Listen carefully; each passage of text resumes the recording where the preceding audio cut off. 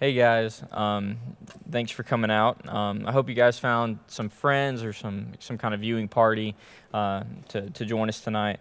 I understand things are still kind of weird, but we're making the best of it, and I'm excited. We're taking a break from our Translate series to just kind of share something that's kind of been on my heart about just kind of everything that's going on. So we're shifting to a new series entitled Fear. Um, fear can mean a lot of things. It doesn't always mean being in complete, disarray, or that you're scared for your life of something. Um, we're in a state that, we're being forced to change. There's our way of life has kind of been shaken up a little bit, and sometimes, that can be hard to deal with. Sometimes we don't know what's going on, what tomorrow holds. We're in this state of exile, still in this isolation, and we're still in it for at least it appears to be another 30 days. But when we're forced to change, you still have a choice of how you change, how you deal with it, what you're going to do in this time. We're going to take a look today in Daniel chapter 1. So Daniel, he was a man that sought after God. Many of y'all are probably familiar with Daniel in the lion's den. So he's around 17 years old at the time, and Babylon, the under the rule of King Nebuchadnezzar, the people of Jerusalem have been exiled into Babylon, and of those people that were taken are Daniel, there's Hananiah, Mishael, and Azariah. Now, Hananiah, Mishael, and Azariah, you probably know them better by their Babylonian names that they were given, which are Shadrach, Meshach, and Abednego. And Daniel was given a new name as well. His name was Belteshazzar. So they were taken into this, and they were young. They were usually pretty healthy and fit. And so what the Babylonians did is they took these young men that were seen to be fit, and they were going to train them to be scholars, somewhat of leaders, people to serve under the king, and that would come up and be trained in the Babylonian ways to be seen fit as to do so. But during their exile, they were given a close eye over by a guard. And so during this time, when they were taken into captivity, we're going to be starting in Daniel 1, verse 8. It says, "But Daniel resolved that he would not defile himself with the king's food or with the wine that he drank. Therefore he asked the chief of the eunuchs to allow him not to defile himself. And God gave Daniel favor and compassion in the sight of the chief of the eunuchs. And the chief of the eunuchs said to Daniel, I fear my lord the king, who assigned your food and your drink, for why should he see that you were in worse condition than the youths who are of your own age? So you would endanger my head with the king." Then Daniel said to the steward, whom the chief of the eunuchs had assigned over Daniel, Hananiah, Mishael, and Azariah, "Test your servants for 10 days. Let us be given vegetables to eat and water to drink." So during traditions and stuff of this time, they were not allowed to eat the meat and the wine especially of, say, a pagan nation, or things that were seen as unclean. And so that's why they asked for the water and the vegetables, because that was something that they could eat and partake of that would not be defiling God. So the guard, he agreed to this, and he said, "Okay, sure, I'll give you 10 days, so that way I won't lose my head. And after 10 days, if you were seen as less fit than the others who are eating of the meat and of the wine, you will take part in this." And so this was something where they were put to a test. This was something that they had to overcome. The state of exile, the state of difference that they were in, was something that they weren't used to. And sometimes change isn't always a bad thing. So as we're looking at fear, what does fear look like? So it says here that the guard, that he was actually fearful. He was fearful for what? He was fearful that his head was going to be chopped off if these men, under his protection, under his provision, if they would be seen as less fit, it would be on him, right? So he was fearful in a sense. And here we have Daniel and Shadrach, Meshach, and Abednego, and they are not fearful. They have faith in God and are trusting in him. And despite everything around them that has been changed and that has been shaken, they're still standing steadfast with their faith. So it says that this man is fearful, and with change there can come a fear to that. So what is actually the definition of fear? Fear is an unpleasant emotion caused by the belief that someone or something is dangerous, likely to cause pain or a threat. So yeah, usually we can think of being scared or a jump scare, or maybe you have a fear of snakes or spiders or heights or something like that. But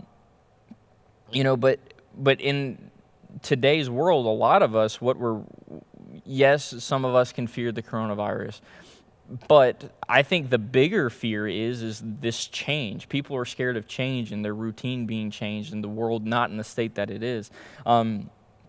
We're being secluded or isolated, but there's also two types that come with this. So we're scared of the unknown. We're scared of what's going to come out of this. Daniel, in this state of isolation, he comes out stronger and better than ever because he held steadfast to God. But there's two types of isolation. So the first type is this type that we're seeing that we're forced into. Daniel and his friends and then the people of Jerusalem, they are forced into exile and forced to change under these conditions, just as we are. We're forced to change with how many people can meet together, what places we can go to, work, school, all these different things. That is something that we are forced to do. That is something that we're having to adapt, that our daily life has been changed. But then the second type is something that we put ourselves into.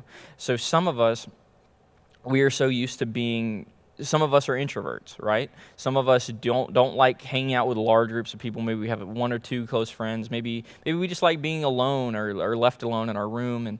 And it's not to say that it's bad to be an introvert, but there is a state of isolation that we can fall into. Maybe it's through depression or something else that isn't good. That there's an isolation that sometimes we force upon ourselves that we aren't supposed to be in. See, right now, the main two people that we're seeing right now are introverts and extroverts. And introverts, what are they doing? They're saying, yes, I don't have to talk to people. I don't have to hug. I don't have to handshake. I don't have to talk to people that I really don't want to talk to. I can just be left alone in my little bubble, and I'm all good.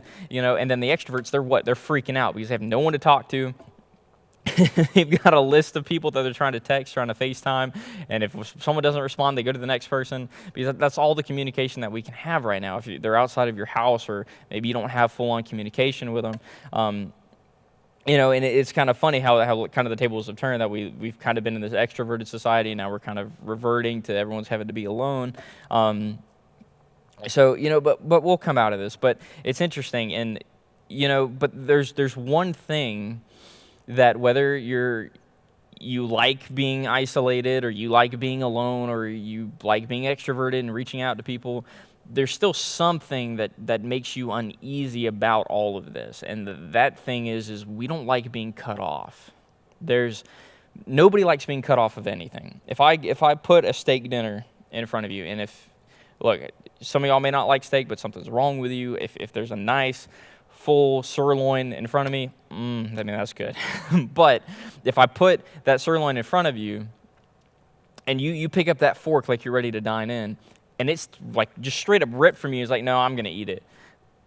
That doesn't sit well. That doesn't make you easy. If somebody takes away your burger or whatever you like to eat, and they just pull it straight from you, you don't like that. That is something that you don't like. Say it's your cell phone. If, say, you have no service, you start freaking out and start trying to find if there's Wi-Fi anywhere, because you need that connection. You need to surf the internet. You need to check Instagram, Facebook, all these things.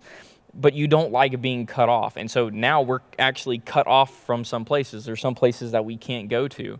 And it makes us uneasy. And see here, Daniel, in this situation, he is not allowed to go back to Jerusalem. They are in exile. They are not allowed to go to places that they were once before. They have been cut off. They have been cut off from what they once knew. And probably the most current term that we can think of about being cut off is being ghosted. Okay, so many of us, maybe you've been trying to talk to a girl, maybe you've been trying to talk to a guy, whatever it is. And maybe you're like, okay, this is it. I'm going to shoot my shot. Okay, I'm going to text them. We're going to talk for a little bit, see how things go.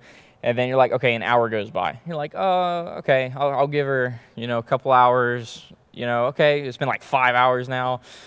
And you're like, maybe you think about texting her, just being like, hey, did you get my text kind of thing. And then like a day goes by and 2 days go by and you're like, man, what do I do? Like you start freaking out. And you're like, man, like I've just been ghosted. She left me on red. She's not going to talk to me, you know? And so a lot of us, we like that's not a good feeling. And some of us, we're the ones that ghost people. Sometimes that friend that we're friends with, but we don't like to hang out with them all the time. And, you know, they start talking to us and, and, you know, they send you a message like, hey man, you want to hang out? And you just like read it, you leave them in red, and then you just ghost them. And like, that's not cool. I'm not saying that's right, but I'm saying we've all probably done that at some point. You know, we've either been ghosted or we've ghosted somebody. You know, but right now, with the world that we're in, we're being ghosted by the world, essentially. Something that we had full communication with, something that we had full access to, that everything was at our disposal, that we took for granted every day. And now it's something that's been cut off that's saying, no, you literally cannot go do these things, that you cannot go these places. And, you know, like that's not a good feeling. And so for anyone, that is a feeling of unrest, something that can cause fear because it's of the unknown, or if it's change, or it's something that we don't like, you know, but that's kind of the image of the world, because the world is going to let you down. You know, the world isn't perfect. It doesn't have all the answers. Just because it has Google and the internet doesn't mean that everything we ever need is there. See, God is the only thing that will always be there for us, that will always be in communication with, that will always provide for us and give us everything that we need. And see, Daniel, he knew that. So what did he do? He prayed and he sought after God. And see, the thing is sometimes we think the things that we need, like all this toilet paper and the Germ-X and stuff, yeah, those are good. But at the same time, like that's not everything that we need. The most important thing we need is God and our faith and our trusting in him. See, for Daniel, all of that, the thing that he needed, the image of God and his faith and everything that he took in was what? Was just the simple vegetables and water. Was the thing that he needed. He said, this is what I need, and God provided that for him. He provided everything he needed because he stuck to God. You know, when the world, you know, lets us down, you know, sometimes we can backslide. Sometimes we can put too much faith in that and trust in these things, whether it's our phone, whatever it is, whatever we're putting our trust in. But the thing is we're putting so much effort right now into calling people, to FaceTiming, to Zooming, to video chat, to trying to do everything online, to all these different things, just to have somewhat of kind of a normal life now in comparison to what it used to be. And we're putting so much effort into that, but now we have a time where we can slow down, where we can take a break, we can hit the brakes, and we can, maybe you don't have to work for a little bit. Maybe you're out of school. You know, you don't have extracurricular activities anymore. You know, the world has kind of stopped. Like there's certain things that we've been able to take a breath. And this is the time of moment. This is the moment of reflection that we have. And this is something that we really need to take as a blessing, because it's something that usually doesn't happen. And especially in a lifetime is something on a global scale that stops. That hinders schools, that hinders, you know, just businesses, everything. That puts all of it kind of on a slowdown, on a slow reel, where we can take a breath, where we can see where we are, we can realize life, we can analyze the things that we've taken for granted, and we can also analyze where we are with God. What does our faith look like? If we put all this effort that we're doing in trying to make things normal, and we put that into our own life, our daily life of spending time with God and in his word and reaching out to him, think about how much better you would come out of this. See, Daniel, that is exactly what he did. In his time of exile, he sought out God, and the water and the vegetables were what made him strong, because it was associated with God. It was the thing that he took in that needed to make him stronger when he came out of this. So when we come out of this, we will see who has been the people to panic, who aren't trusting God, who aren't seeking faith, and we will see those who have become stronger because they've held on to God and his word, because they will come out of this stronger than the people right next to them that have taken part in the things of this world, and instead of clinging to the things of God. You know, sometimes we can wonder, well, how do we change our perspective? How do we go to the next step? How do we take on the next leap of faith? And what is it? What do we have to overcome fear? What is the thing that we need to triumph obstacles? We need courage, right? If there's something in front of you, if you're scared of heights and you're looking, say you're on an airplane and you've got your parachute on and you're ready to go skydiving, you have to overcome that fear of heights to make that plunge to go skydiving, right? But you have to have the courage to do that. Now, C.S. Lewis put it best when he talked about courage. He said, courage is not simply one of the virtues, but is the form of every virtue at the testing point. Now, what does that mean? That means every virtue, from kindness to compassion to bravery to honor to all these things, it's everything engulfed into one, but it's putting them all to the test. See, right now we are at a testing point to see how we react in this. What are we going to do through this time? How will we react to the changes in our lives? And we have to have the courage to end the testing point. Like right now, this is our testing point. So we have to have courage to overcome this, to see what will make or what will break us. And out of this, the world can see a huge change within us. What does James say? James says in chapter 1, verses 2 through 4, it says, "Count it all joy, my brothers, when you meet trials of various kinds, for you know that the testing of your faith produces steadfastness, and let steadfastness have its full effect, that you may be perfect and complete, lacking in nothing." So what does that mean? He says, cling to your faith, your steadfastness. You are grounded in God. You are seeking out His word. And what it says, let it have its full effect. Let these vegetables and this water, let it have its full effect to what? That you may be perfect and complete, lacking in nothing. God gave them everything that they needed. And for us, what is it? We will be lacking in nothing, because if we have God, we have everything we need. We don't need the toilet paper. We don't need the Germ-X. Like, you need them to a point. But what I'm saying is everything that we're scrambling because we think we need out of an impulse is not the thing that is going to satisfy. It's not the thing that is going to carry us through, because the thing that will make us lacking in nothing, that will complete us, that will make us perfect, is not these things that we're freaking out over. It is God Himself, Him indwelling within us and giving us that joy. Because what is it? Like, when you worship, you don't worship because you have a feeling. That is not worship. Worship is an act of obedience, seeking out to God. You are worshiping, you are giving praise to God for everything that He is and because He's so amazing, and your joy comes out of it. If you worship isn't because of joy, your joy comes out of worship and seeking God and the things that you see in Him and what He's done for you. And that is where the joy comes from. The joy comes from God, and not these things that we think give us pleasure or love. But here's the thing: is Daniel, he was in exile for 60 years. Now he served in Babylon under many kings. Now he was in there for 60 years. So that means from the time he was 17, he would have been 77. So how we know that now when this exile was over, they were allowed to go home. But Daniel, he stayed behind.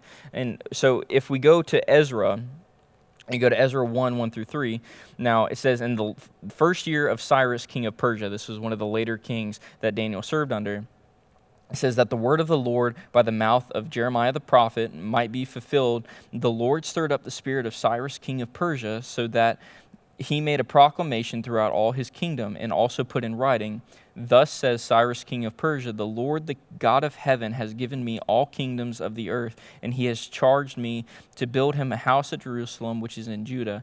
Whoever is among you, all His people, may his God be with him, and let him go up to Jerusalem, which is in Judah, and rebuild the house of the Lord, the God of Israel. He is the God who is in Jerusalem." So Cyrus makes a decree that they can go back to Jerusalem after the exile. So sometimes, just like now, obviously this isn't going to last 60 years, but sometimes we're waiting for that release for us to go back to normal. But in that time, what Daniel is growing him to what? To impact the people and to stir up God in the hearts of these people and be an example and show them during this time of exile. And so for us, we have a duty to be the examples, to be the Daniels in this time of exile, of how we're going to react, how we're going to respond, what are we going to do. And so Cyrus makes this decree, and then in Daniel 10, verse 1, God gives Daniel another message, but it isn't a message for him to not go to Jerusalem, but we just see that it says in the third year of Cyrus's rule. So that means 2 years after the decree for them to be able to go back. This means that Daniel was still there. Now, granted, he was old. He was 77 years old, So he would have been very, very old. And that probably has something to do with him not traveling or being able to travel as he would have. But the thing is he still had a place and a prominence, and he was there to serve under those kings, and God had him there for a reason. And he was an example that spanned the lifespan of many kings to transform people, to transform lives. And he didn't understand all of it, and he didn't get to go home. He didn't get to leave his exile, but his exile is what God wanted him in. You know, that's what we have to think about it. Is this exile? God has a purpose for it. He has a purpose for this coronavirus. Maybe we don't understand it, but there's a purpose, and we need to be seeking out what that is. And it's going to be different for each and every one of us. You know, we need to be Daniels that stand strong in our faith. But other of us, we're reaching out to different people. People are banding together now more than ever. You know, we see hospitals and clinics and food places, and everyone's trying to band together. Schools are trying to give free lunches to people that need it. I mean, we're seeing churches who have never picked up a camera before scramble like flies to try to get the gospel message out there. Why? Because there's still something to be done. Even when it seems like the world is helpless or there's something that we can't do, there's still something to be done, and there's something to be glorified for God. And see, the thing is especially with churches, well, one, with the people in the world, we're seeing people coming together and being nicer than a lot of times the world seems pretty dark. But with churches, what are we doing? We're seeing streams and people posting videos, and we're having the gospel spread at an exponential rate, more than we have in many years. And it's crazy to see, because all you do is turn on Facebook or Instagram and you see another church streaming, or another person sharing a devotional, or somebody sharing the gospel, or somebody talking about how God has influenced them. And it's amazing, because so many people are being reached because of now something that they have been forced to do, and they're doing something with it. So the question is, what are we going to do with it, with this time? What are we going to make of this exile? Are we going to be like Daniel and stand up and profess our faith and be stronger than ever? You know, it says in Ecclesiastes 3:1, it says, "For everything there is a season and a time for every matter under heaven." Everything down here on earth has a purpose and a season and something that God is trying to teach us. And we have to have the courage to take it by the reins. When we, like Daniel was in the lion's den, we have to be able to look into the face of the lion. This thing that is in front of us that is unknown, that we may be fearful of, this thing, we have to have the courage to take it on, and to take it on in faith, because if we hold steadfast, it has its full effect. We have everything that we need, and God will give you everything you need. If He's calling you to do something in this time of crisis, of whatever you want to call it, God will give you whatever you need to do whatever it is He needs to do for His kingdom. You know, we can do all things through Christ who strengthens me, but that goes with what He has called you to do. The mission that He has given you, He will provide for it. You can do all things in Him.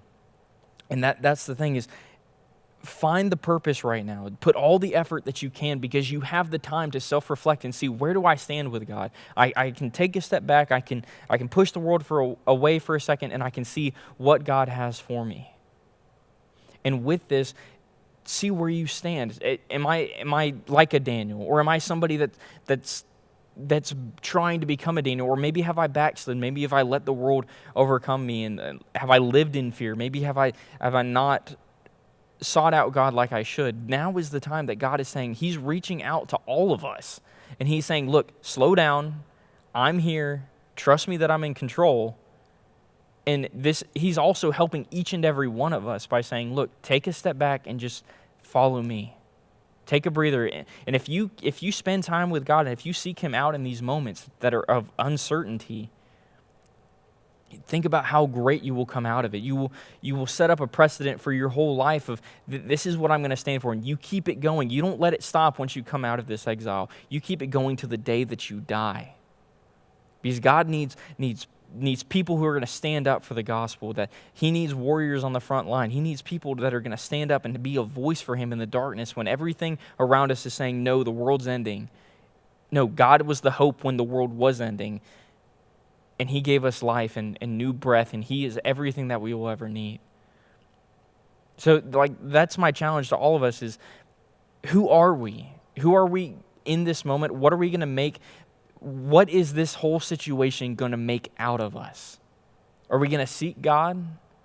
Or are we going to let the world tear us down and let it become something that we're fearful of?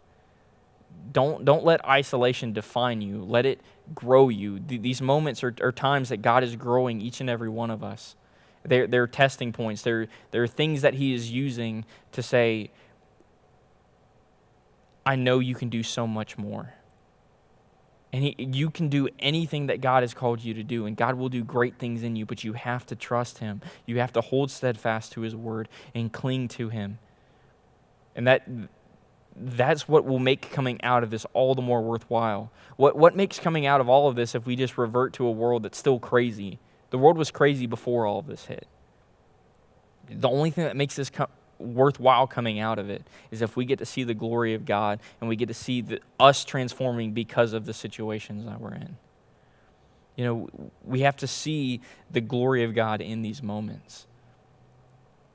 You know, and with that we'll close, but just remember to stay encouraged, to have the courage to stare lions and danger and fear in the face and say no more. Say that I'm going to cling to God and nothing will tear me down. That God has the whole world in his hands, and I'm going to stand on that truth, and I'm not going to stand on the world that's falling apart around me. And with that, Lord, we just thank you for this day. Lord, we just thank you for the blessings in disguise that we don't fully understand. Lord, we just thank you for your master plan that even though maybe we don't fully understand everything that's going on, Lord, that we just pray that you would reveal it to us and help us to grow. Let this strengthen us, allow us to have courage. And Lord, help us to reach out, to love one another, to be better people for you and for your kingdom, and to grow in ourselves and to grow for the world, Lord, that we can make your name known above all names and spread it to every inch of the earth and in times of crisis and in times like this when they need you the most. We just pray this in your name, pray and ask it. Amen. Well, thank you guys for coming out. We'll do this again next week, same thing, and hopefully we'll have a few more Zoom calls. We had a good call the other night playing some games and stuff, and so I hope to see you all soon, and we'll see you all next week.